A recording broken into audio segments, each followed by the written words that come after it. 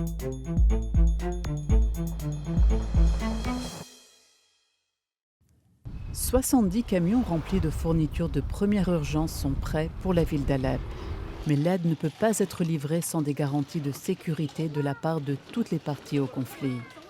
Devant le Conseil de sécurité, le chef de l'humanitaire de l'ONU a une nouvelle fois souligné la nécessité d'imposer un cessez-le-feu de 48 heures.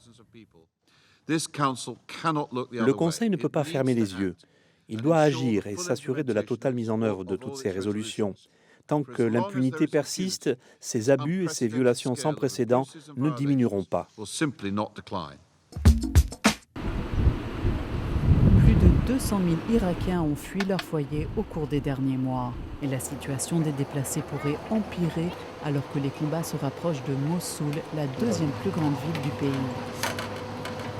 Le Haut Commissariat pour les réfugiés s'y prépare. Le HCR continue de plaider en faveur de la libre circulation des populations civiles.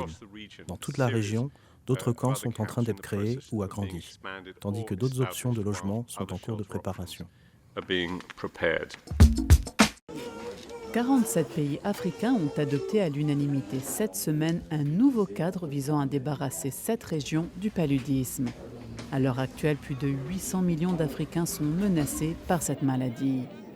L'Organisation mondiale de la santé estime que plus de 60 milliards de dollars seront nécessaires pour éradiquer le paludisme en Afrique d'ici à 2030. Selon un nouveau rapport de l'Organisation internationale du travail, le nombre de jeunes chômeurs dans le monde devrait augmenter pour la première fois en 3 ans.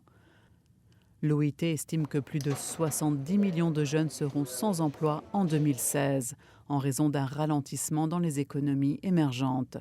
L'agence appelle à redoubler d'efforts dans les domaines de la croissance économique durable et du travail décent.